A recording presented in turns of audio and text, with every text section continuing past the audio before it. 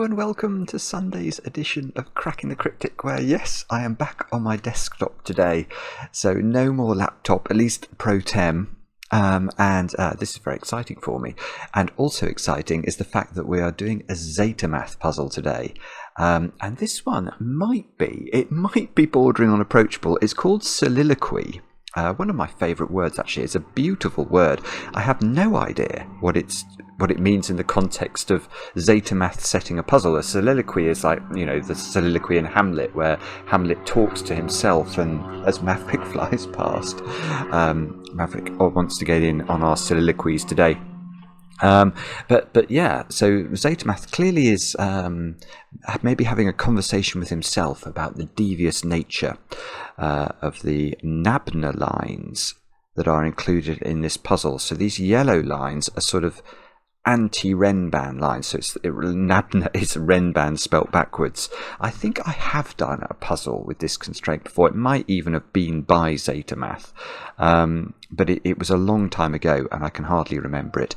But yeah, this I will read the rules properly in a moment or two. This only has 3 stars out of 5 for difficulty on Logic Masters Germany, so you never know, we might be able to do it with some sort of aplomb. We'll see. Now, speaking of the great man zetamath, I got sent something very, very exciting yesterday, which was the first draft of our new book. So this is the book that we launched on Kickstarter all those months ago. Well, I have now seen a 200-page draft of said book. I was going to show you. I don't know if I'm allowed to do this, but I'm going to do it anyway. Look. Some of the graphic art in it is just amazing. I can't think who that is. There's another one of me on the next page. And then I don't know how much of this I can actually show you, but I'll just and there may be mistakes. So I mean, this obviously this has all got to be approved in due course, but it's absolutely extraordinary. Absolutely extraordinary stuff. New puzzles there, puzzle hunts. Anyway, this is all very, very exciting. So we are reaching that point where the book is not that far away now. If you haven't got it and you would like to order a copy, I think you still can. Don't hold me to that. I think you still can. I'll try and remember to put a link, if you still can, in the video description under the video. But anyway, not that far away. What else? We've got the closing date for Tennis Anyone, which is our monthly reward on Patreon, is today. So let me see. Have I got a picture of this? I might do. Yeah, there we go. So this is Glum Hippo's fabulous Sudoku hunt.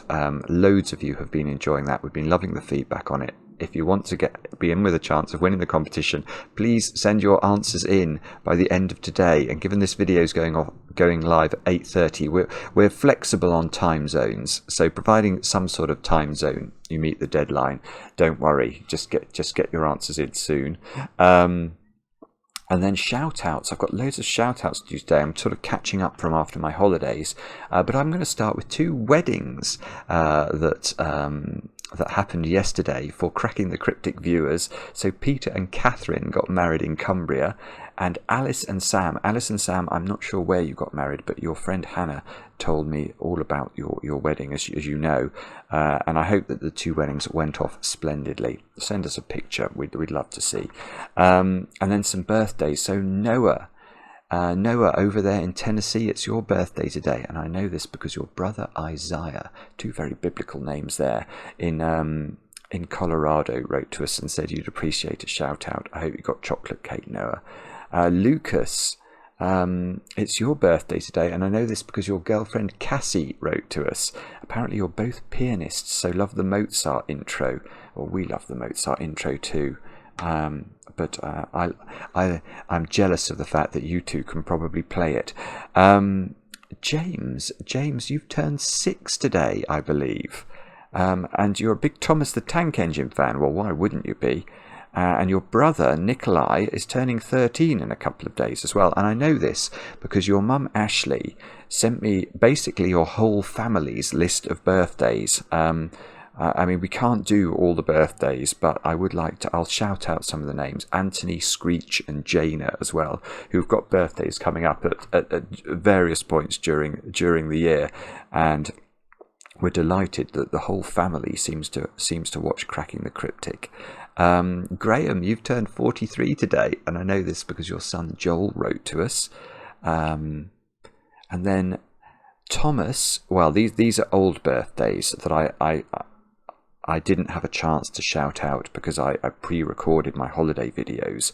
So Thomas, on the 9th of August, your girlfriend Sarah, I think it's Sarah, it might be Sarah, but I think it's Sarah in Spain, wrote to us, and you've been watching for 3 years, and apparently you are having chocolate cake, or you did have chocolate cake on your birthday, Thomas.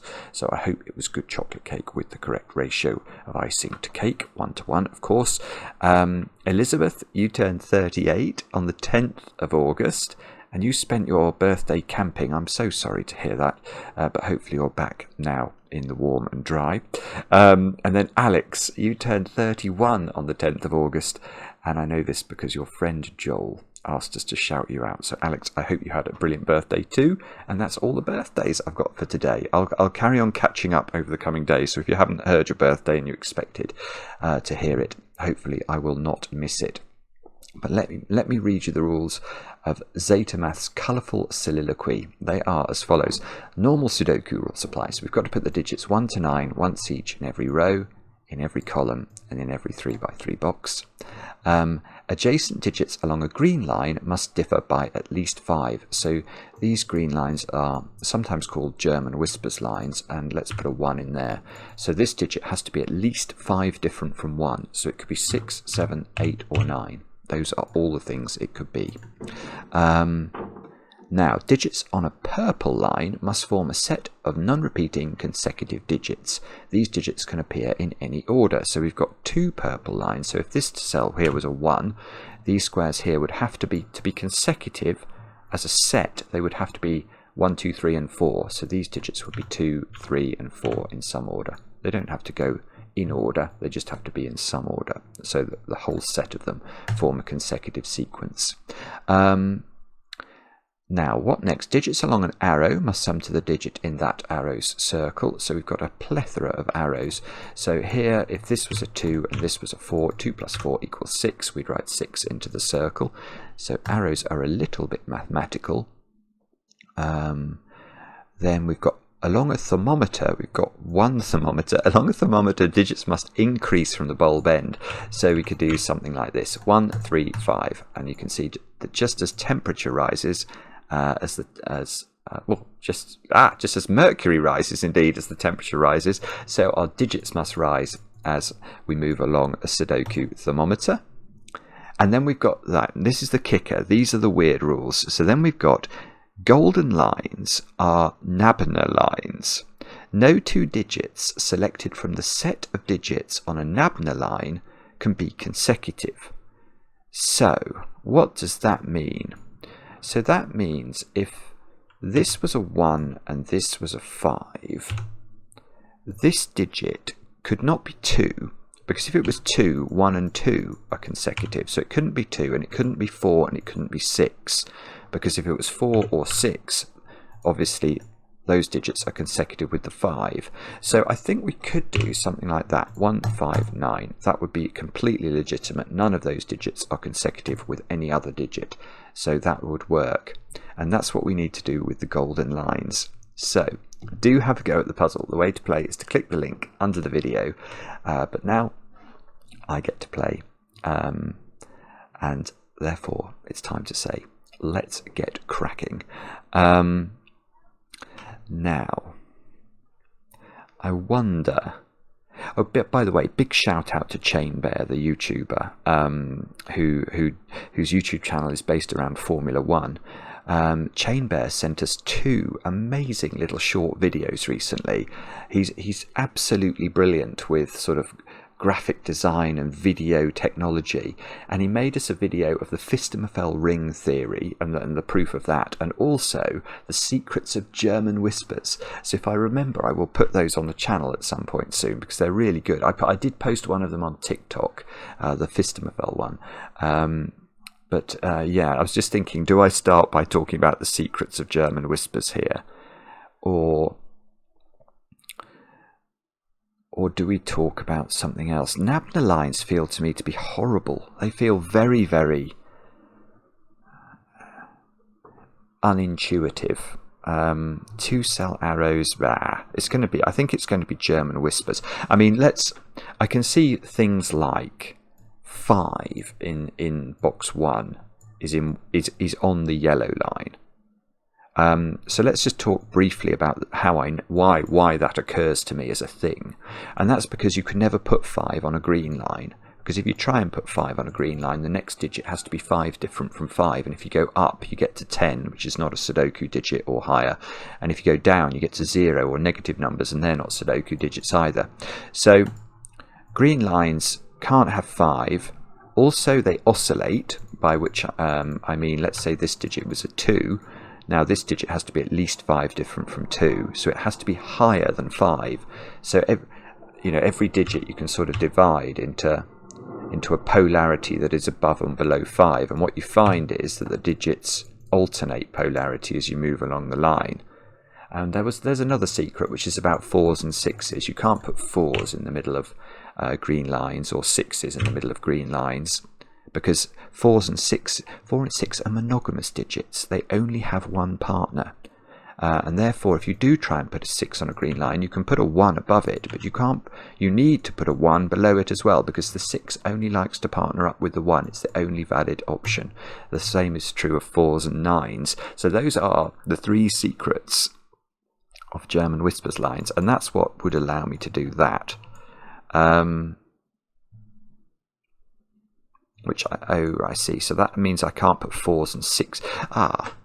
Okay, so that means I can't put 4 and 6 on the yellow line. So, okay, that is something, isn't it? So 4 and 6 have to go... Yeah, okay. Okay, that's already... I really like that, because it's really simple and yet really powerful, actually. Because what I'm now thinking is the 4 and the 6 that can't go on the yellow line, they're very powerful when we plonk them on the green line, but can we put them on the same green line? No. Because if you put 4 here, for example, 4 here, that would cause this to be 9. Now this can't be 6, can it? Because 6 is definitely not 5 different from 9. So one of these lines has 4 on it, one of them has 6 on it. So one of them has... Yeah, and because we can't put 4 and 6 in the middle, we've got... Yes, right. This is really lovely, actually. I mean, I think I've already said that once, but I'm going to say it again, because it is. It's really pretty. We're going to get a 1-9 pair in these squares. But because we don't know where 4 and 6 go on the green lines, but we do know that they must be in a corner cell in box 1, because we can't put them in the middle of a green line. And wherever the 4 and the 6 go, they're going to... The 4 will put a 9 in one of those 2 squares, and the 6 will put a 1 in one of those 2 squares. So that is a 1-9 pair straight away. And the weird thing is, we don't know anything about where the 4 and the 6 go. Well, we know approximately. I know that the 4 is in one of 4 positions, but I still am able to use that fact to generate a 1-9 pair. So now this green line has no 1 or 9 on it, and there's no 9 in an arrow, which is probably more to the point. So 8 is the highest digit in an arrow circle now. So the minimum value of these squares would be 6, 1 plus 2 plus 3. So the minimum value of all of those squares is 12. No, actually, okay, so maybe this sort of battery of arrows is not quite where we're meant to look.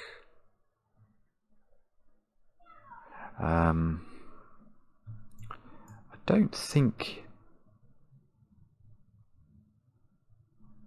Does it matter that we...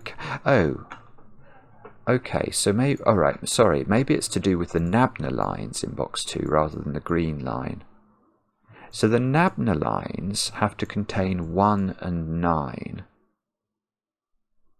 And so whichever nabner line has 1 on it can't have 2 on it. But you could put 2 on the other nabner line. So it's not, I don't think we're being told, although I might be wrong about this, but I don't think we're being told that 2 and 8 have to be on this green line, are we?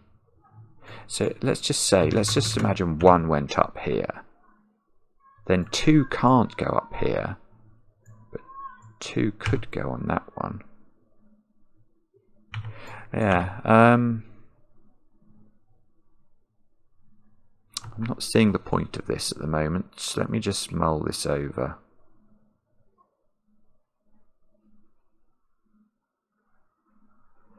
Oh, come on, Simon. Okay. Okay, no. So these digits are actually, they can only be from 2, 3, 7 and 8, can't they?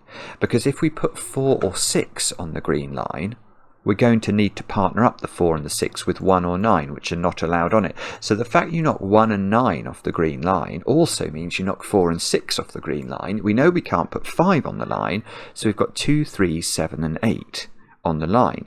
So the middle digit here is restricted, because if the middle digit was 7, 7 is almost monogamous. It's really bigamous. It likes to partner up with 2s and 1s only, and 1 is not an option, so you can't put 7 in the middle of the line. And that must work the same way with 3. If you put 3 in the middle of the line, 3 is bigamous. It only likes to partner up with 8 and 9, and 9 isn't an option, so that cannot be 3. Now, so it's either 8 surrounded by 2, 3, or it's 2 surrounded by 7, 8.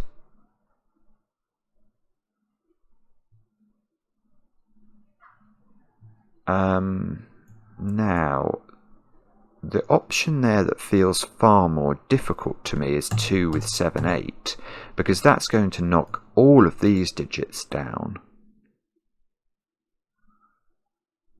Yeah, this is straightforward. It's straightforward and pretty. That is not 2. Because if that's 2, and this is a 7, 8 pair to make the German whisper line work, the highest digit I can put in these circles is 6, which means the highest digits I can put into the 3 circles would be 6, 5, 4. Now, what are these digits then? Well, none of these digits could be a higher digit than these cells, could they? So these would have to be 1, 2, 3. And then these cells would have to be 7, 8, 9. Or to put that another way, we clearly cannot put 7, 8 or 9 down here. That just will not work. So they would all have to go on the green line, and the polarity of the green line doesn't oscillate anymore, and that's total nonsense. So this is required to be an 8, and if that's an 8, these two squares have got to be 2s and 3s, which unfortunately takes all the pressure. Well, it takes quite a lot of pressure off these digits, but they still... Okay, let's just think about this. We might pencil mark this. 4, 5, 6 and 7 are the options for these squares. So 8, this is so lovely, zetamath. It's got a real flow to it, this puzzle, because now where do you put 8 and 9 in this box? And the answer is not there on arrows that only add up to a maximum of 7. So 8 and 9 have to be up here, which tells us the polarity must go like this. So this square's got to be, this square has to be low polarity and sits between an 8-9 pair. And now look, now 9 is on this line by nabner. Well, no, by SUDOKU. This square here is 4, 5, 6 or 7, but that's nabnered 4, 5, 6 or 7. So can we say anything about that? I don't think so. 8 has to be in one of these cells by SUDOKU. And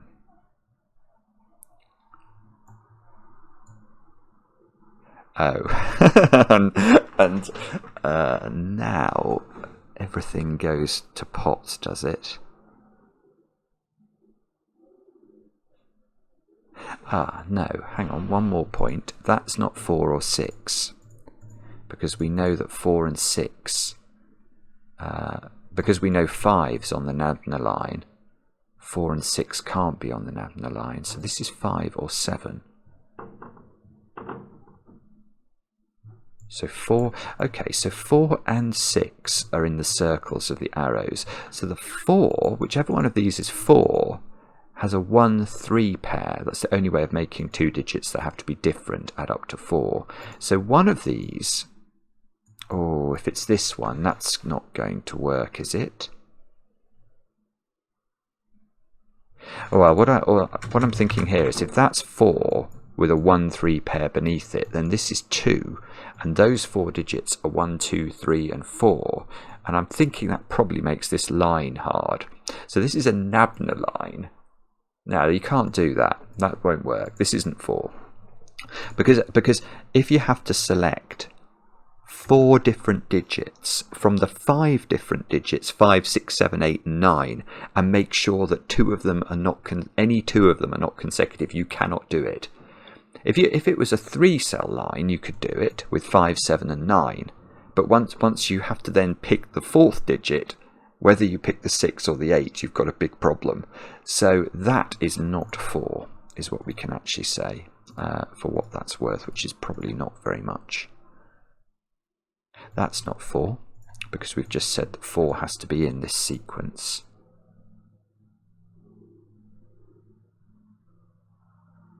Ah, this is 4. This is quality setting. It really is. Okay, look. If this is 4, why don't I think this works? Well, have a look at this. This is a green line that's going to oscillate polarity, and it's 4 cells long. So 2 of these digits, as Maverick does another fly past, 2 of these digits have got to be low digits, selected from 1, 2, 3, and 4, and 2 of them have got to be high, selected from 6, 7, 8, and 9. And we don't know which is which, but I know that I need 2 digits from 1, 2, 3, and 4 on the green line, so I can't take 3 of the digits from 1, 2, 3, and 4 and hypothecate those for these 3 cells in column 9. I will be unload digit. This green line will be unload digited if we were to do that. So that's not 4. This is not 4. This is 4. This is a 1-3 pair. Now this looks like it's operating on this line. So now, actually that doesn't look very friendly.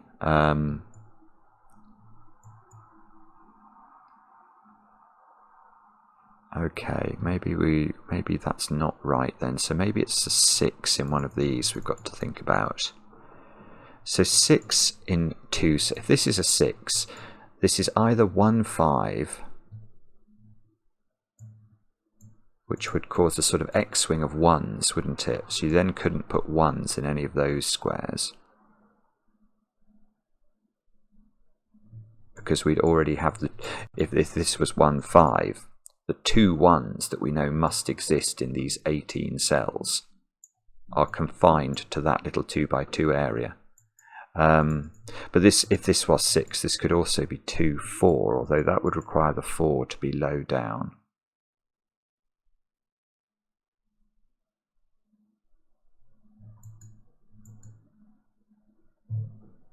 Oh, my phone's buzzing. Okay, that's fine. 5 or 7 here. Sorry, I'm not spotting the next trick now.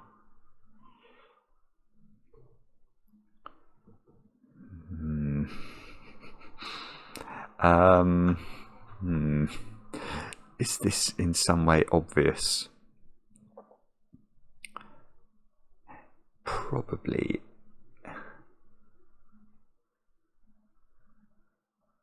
Probably is obvious. Oh, hang on. Yes, it is obvious. Of course it's obvious. Goodness me, Simon, what's wrong with your brain? Still in holiday mode. Okay, let's have a look at this box and ask where 7 goes, because I think that is quite a decent question. 7 is definitely not here, because if 7's on this arrow, once by the time you've added up the digit beneath it, you're going to get a number bigger than 7 in the circle. So 7 in this box has to be in one of those two squares, but we know that 6 is also here. So in fact, this is a 6-7 pair, and that square is a 5, which is probably the least good option for this square, because we already knew there was a 5 on this line. But what does that do over here? Right. Well, now 5 in this box is in one of those two squares, which means 5 is on this nabner line. This is gorgeous. So now this nabner line hasn't got 4 or 6 on it, because it does have 5 on it, and that means those squares are now known to be 4, 6 and 9, and these squares are now known to be, I want to say, 1, 5 and 7. So this isn't 1. 7 is down here by SUDOKU. Whichever one of these is 5 has a 1 or a 2 beneath it, because if it's either going to add up to 6 or 7, so one of these squares is a 1 or a 2.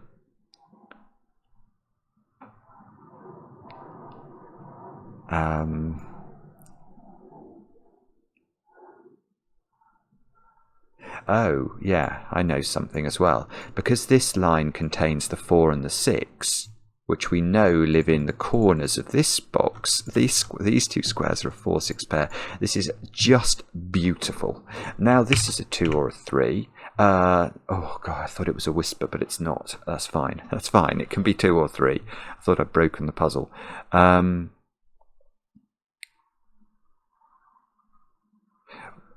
Right. Okay, so one thing I can see here is that this square is now 7 or 8, because these two can't be a 7-8 pair in row 3. Because if they were a 7-8 pair, that would imply both of these digits on whisper lines should be low digits, but one of them is a 9, so that digit is a 7 or an 8.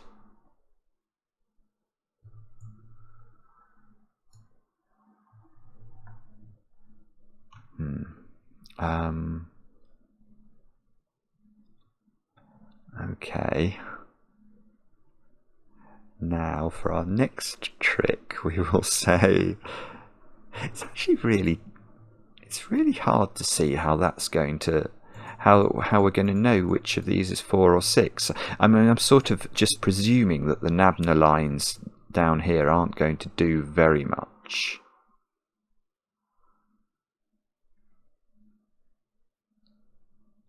I think I'm missing something here. What is it that I've just got a feeling there's something about this box that I'm not appreciating.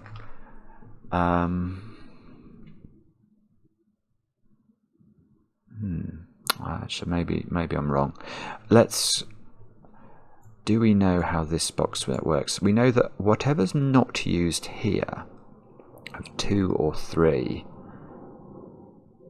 Well, no, actually, what I was about to say was total rubbish here as well. So I need one. These squares are from 1, 2, 3, and 5. That is certainly true. One of them is 5. The other is quite a low number.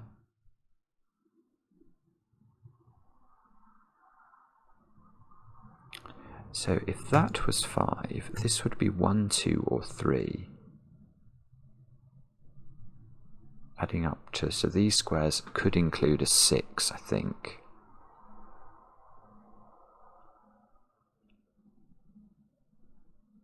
No, all right. I've lost the plot here, haven't I? I'm not understanding this. Column 9 has two high digits. We know that this. Okay. So that digit's not a 6. So what I'm saying is that we know that the 4-cell green line has 2 high digits on it. So 2 of the digits, 6, 7, 8, 9. So combined with those 2 cells, that's all the high digits used for this column. So these squares have to be low digits.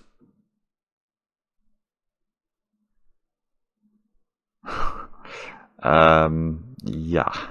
Okay. That's not the most helpful thing in the world, is it?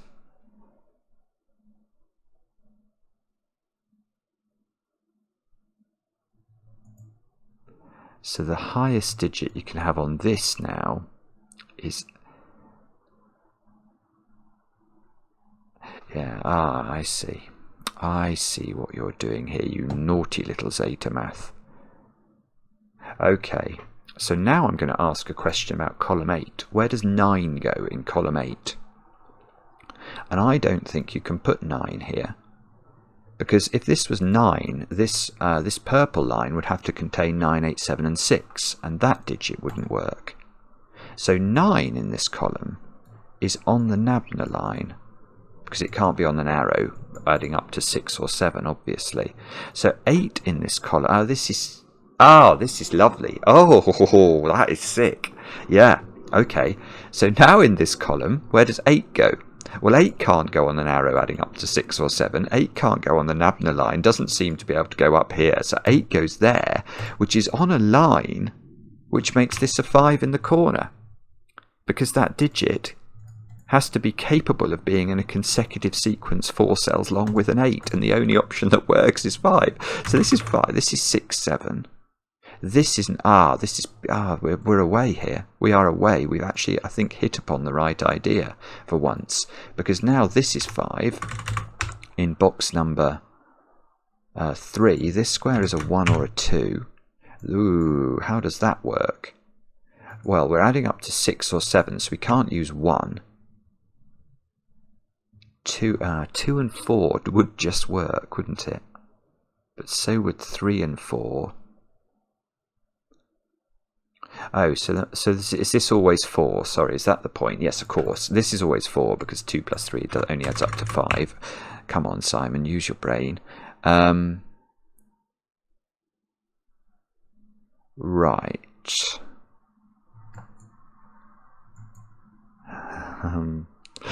Come on. This is... I'm sure we're getting closer now. We need to put... it's actually... These weird yellow lines are surprisingly powerful, because I've just noticed something else about this column, which is, where does 4 go? And the answer is, I haven't really got a clue. I know it's on this line, but the moment you put 4 on the line, now this whole column basically gets resolved. Because, well, it's not the whole column, but now we should ask, where does 3 go? In this column, and it can't go on the line anymore, so it must go here, and that means that becomes a 1, that becomes a 3, that becomes a 2, that becomes a 6, that must be a 7, that must be a 2. This is a 2 by Sudoku.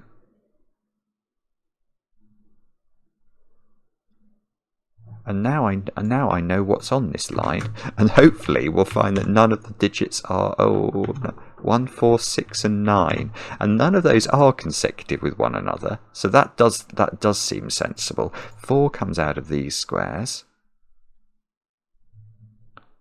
7 has got to be on the whisper somewhere. So if 7's got to go with 1. That's right. Look at this. Right, 7 is on the whisper. Now 7 is bigamous, so if we put 7 in the middle of the whisper, it would only be able to partner 1 and 2 above and below it, and it can't have 2 on it. So 7 can't be in the middle of the whisper, which means 7 is on the edge of the whisper, where it can't partner 2 as its partner. It's going to have to partner 1. So one of those 2 squares is a 1.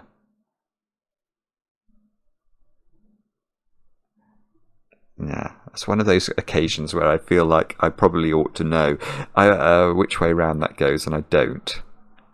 So I've got the whichever of 8 and 9. Oh, and 3 is the other digit that I've got to put in here. So if the 7 was here, this would be 1. Oh, yeah, okay, the 3, look. 3 in this column has to be down here. So this can't be the 3, because if that's a 3, that's the 1 on the green line, and 3 and 1 are not 5 apart. This is beautiful. It's not that difficult, but it's just every little... You can totally clearly see the next intended step. zetamath has this quality whereby if you find yourself looking at an area of the puzzle for ages, sort of, you know, wrestling away with it, you're probably not looking at the right point, because he always does something that's clever, that allows you to figure things out. So look, this line's basically done now. This square's a 9 because it can't be an 8 by Sudoku. So that fixes the top of the grid. We've done column 9 out of absolutely nowhere. Now what's going on down here? We can take 1 out of those squares. So this is a 6-9 pair. So this is a 1-4 pair. These two squares are 5 and 8. That's one of those is touching the purple line. And these squares are 2, 6 and 7. And that could be 2, just. Can only be 2 if that's 5 and that's a 3-4 pair. Which would make this a 1. Which probably does something I don't understand to the nabner lines. Okay. Oh, alright. I'm going to use the green line at the bottom then. Because what do we know about a green line? It oscillates polarity. So at least one of these digits has to be from 6, 7, 8 or 9. And 6, 7 and 8 aren't available. So the 9's going to have to sit in the middle of digits that are low. Because if we try and put the 9 on one edge, the other edge is going to have to be from 6, 7, 8, 9. And it can't be. Right, so these two squares are now low as well. We've got a sort of 1, 2, 3, 4 quadruple in the bottom row. But we don't actually know very much about...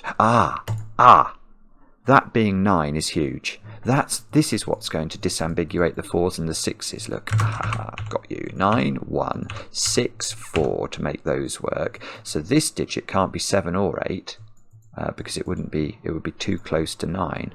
So this is a 7, 8 pair. And that digit is a 3. And we don't actually know. I don't think we know which way around they go. Might be wrong about that. The bulb of the thermometer now cannot be 1, 2, 3 or 4 or 6. So it could be 7. Oh, it could be 7, 8, 9. Oh, you rotten thing. Well, the fact it could be 7 means it probably is 7. It's either 5 or 7, isn't it? So that's only got 2 options.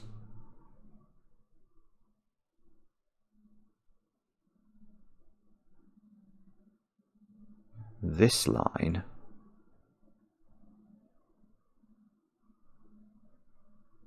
oh, I see. That's really peculiar, I think. Yeah, look at this line. So we've got to put 3 digits on here that are not consecutive. And we're selecting from the digits 2 to 8 because 1 and 9 have gone in the column. But more than that, 6 has gone as well. So the question that occurred to me was, is it possible to make this line work if it doesn't have a 7 or an 8 on it? And I don't think it is, because these 3 digits would be selected from 2, 3, 4 and 5. And I can't select 3 digits from 2, 3, 4 and 5 and not have 2 of them be consecutive. I could select 3 from 1, 2, 3, 4 and 5 by having 1, 3 and 5, but not 2, 3, 4 and 5. I think I said 1, 3, 4 and 5. I meant to say 1, 2, 3, 4 and 5, obviously. Sorry. Yeah, no, that's fine. 1 is not available. So 2, 3... So if there's no 7 or 8 in here, it doesn't work. 2, 3, 4 and 5 is not enough. So there is a 7 or an 8 in here, which pairs up with this and forces this to be 5. So these digits, so this is from 6, 7 and 8, and that's from 7, 8 and 9. That's not 8. So we need to force this one up a bit. If we can force this not to be 6, then we know this is 9.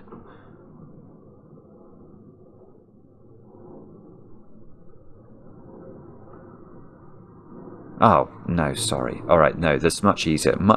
There's much lower hanging fruit to be garnered and to be harvested here. 9, where does it go in column 2? It can't go on a 2-cell arrow, or the circle's going to be at least a 10. So we can write 9 in there, which gives us a 9 here, which gives us a 6 here.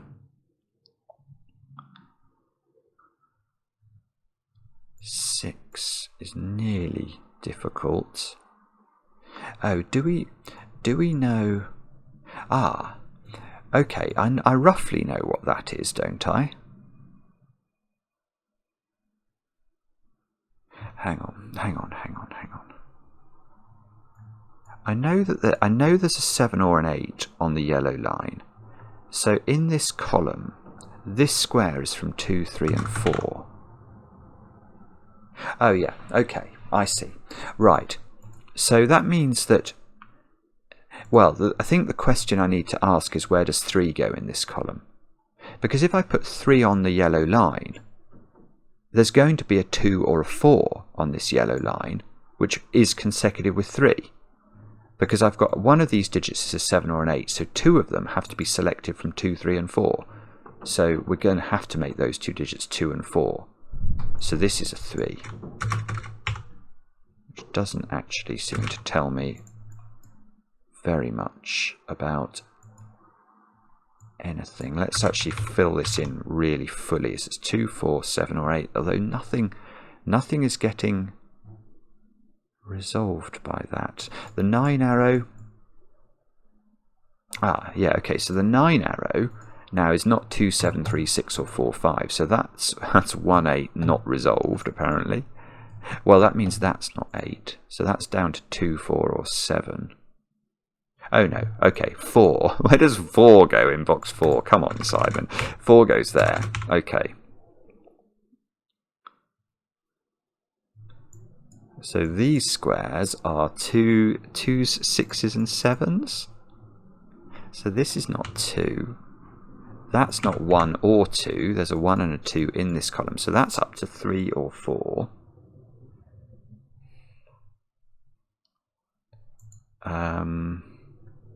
1, 8 here means this is 7, this is 8, so a bit more Sudoku to do. This is a 2, 7 pair, that's fine. 2 is in one of those 2 squares in the bottom row. We'll probably have to think about this triangle line. Does it matter that it's a triangle? Does that... No, it doesn't, does it? I was wondering whether... There are some puzzles we've done before where if you close off the triangle, it affects the logic of what can be on the line, but it doesn't matter here. I think if this line was shown with a gap anywhere in it, but still entering the cell, it would amount to the same thing logically. So yeah, knowing that these 4 cells are all on the line, it doesn't matter if that line is closed or not. So if 2 was here, then you couldn't put 1 or 3 on this line, but you could put one of them there.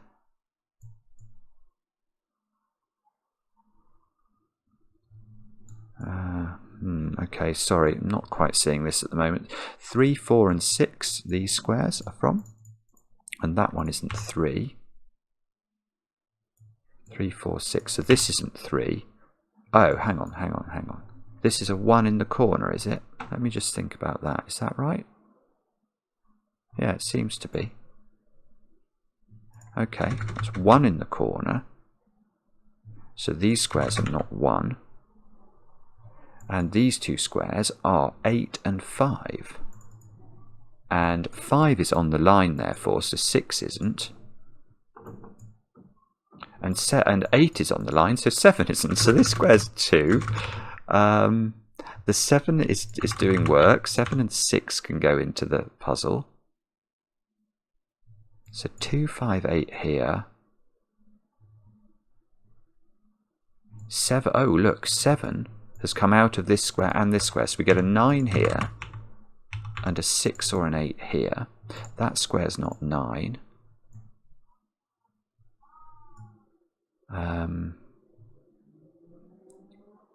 Now, what do we do next? We could... Oh, look, here's a point. 9 is on this nabner line by SUDOKU. So 9 is not there, which means 8... Right, so 8 is not on the nabner line. So 8 in box 8 is in one of those 3 squares, and it's almost locked onto this line, which would knock 2 off this square. But 8... Oh, I see. 8 is seeing this square, so that's 5. That's 8. 5 is now... Oh, this is going to be lovely, isn't it? This is going to be lovely if I can just sort it out in my brain. 5 is now knocked onto the nabner line. So 4 and 6 are not allowed to be on the nabner line. So 4 comes off. 6 could go here, though. It doesn't have to go up there.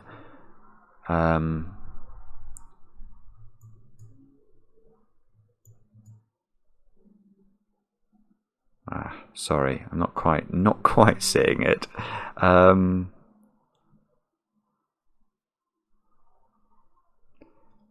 What's the trick here? What do we have to do to make this work? Not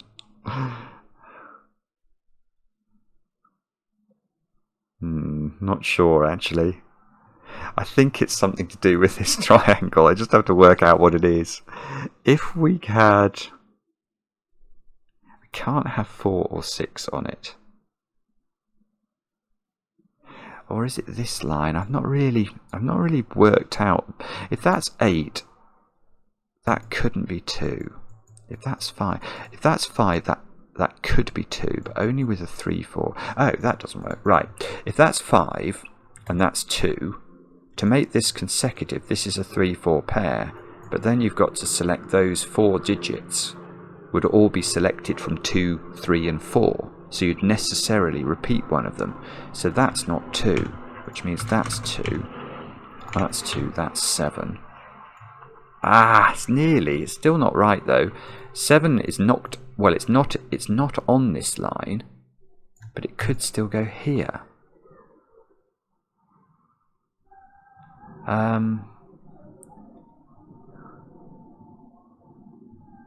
Oh, Bobbin, sorry.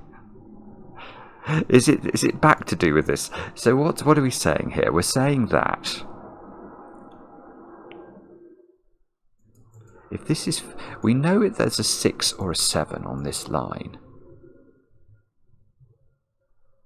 So 6, 5, 4, 3. 3 is as low as we could go. But we can only go to 3 if this is a 3, 4 pair. And that's going to break this again. So there is no 3 on this line. So 3 in row 7 is here or here. And if there's no 3 on the line, does there have to be 4 on the line or not? 8, 7, no, there doesn't. Oh, hang on, there's no 5 here. So if this is 8, if this is 8, because you can't put 9 on the line, you'd need a 5 in one of these 2 squares, wouldn't you? Because it would have to have a 5 on the line. And it couldn't because there's a 5 here. Right, so this is 5. Sorry, I've probably been a bit slow about that, but I have finally got there. Look, this is doing things. This is doing things. So this is 5. This is 6 or 7. What did we work out? We worked out there's no 3 on this line. So if this is 6, 5, 6, there has to be a 4 in one of these 2 squares, doesn't there? Or 5, no, there doesn't. If that's 8 and this is a 6, 7 pair, that might work. Sorry, I think that probably does work.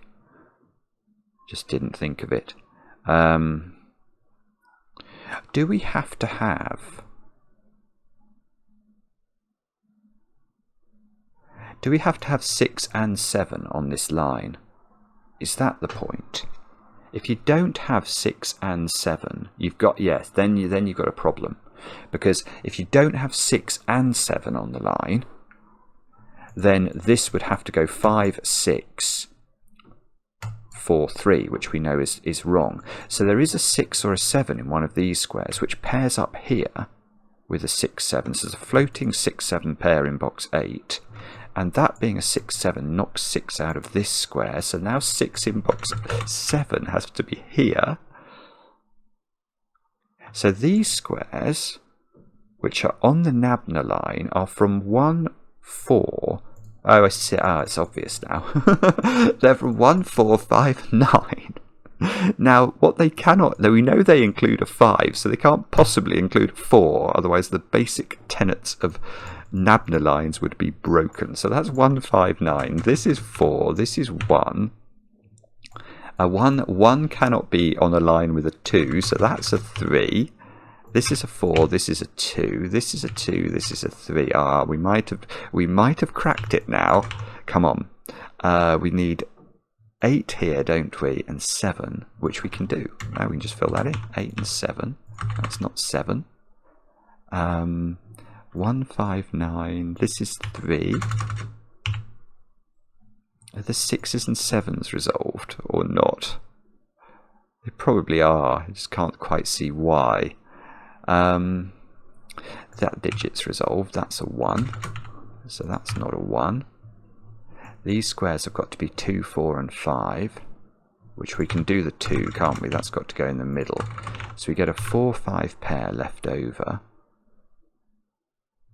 In this column maybe? Oh, look, that square's not 9 anymore. So there's a 1, 5 pair, which means this has got to be a 4 or a 6.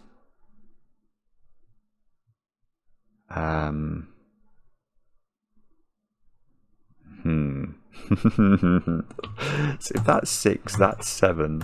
This has to be 4 or 8. Ah! That might work. I don't know. Okay, so what's the simple way of seeing how to finish this? It's probably to pencil mark this digit within an inch of its life. Okay, let's do that. So that could be 4. It could be 6 or 7 or 8.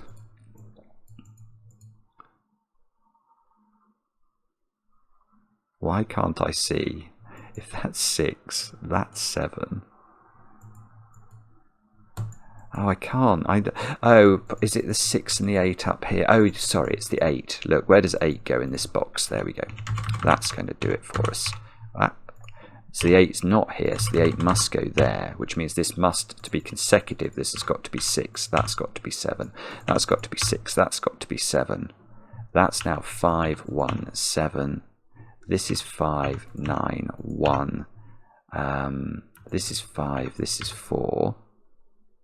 That's a 4, so that's a 9. That's going to be 4, and that's going to be 6. What a brilliant puzzle. That's absolutely brilliant, yes. And it's finished. 53 minutes. Well, I'm not sure I think that was terribly approachable. It's one of those classic 3 out of 5 ratings on Logic Masters Germany. 113 people in 13 days, so it's averaging a little bit under 10 a day. And yeah, I mean, is that of average difficulty? Only in a mad, mad world. I mean, if you'd never done a Sudoku before and you were faced with that, I dare say you'd find it quite hard. I mean, it's. I think it's really talented setting though. This. I mean, it's unsurprising that it's talented given its zetamath, but to have the idea that it's as simple as saying you put 2 green lines in the box. Then 5 forced onto the nabner line forces 4s and 6s into the green, forcing 1 9 pair here. It's just lovely, isn't it? And then this couldn't have 4 or 6 on it. Yes, so then having the circles here forces the way the polarity works here. That forces how this green line works. You can totally see the structured way that the puzzle has been set. I just love it. I love this sort of thing. A soliloquy. You've listened to my soliloquy for the last 55 minutes. Thank you very much. I hope I didn't bore you too much. Let me know in the comments how you got on with the puzzle. I enjoy the comments, especially when they're kind. and we'll be back later with another edition of Cracking the Cryptic.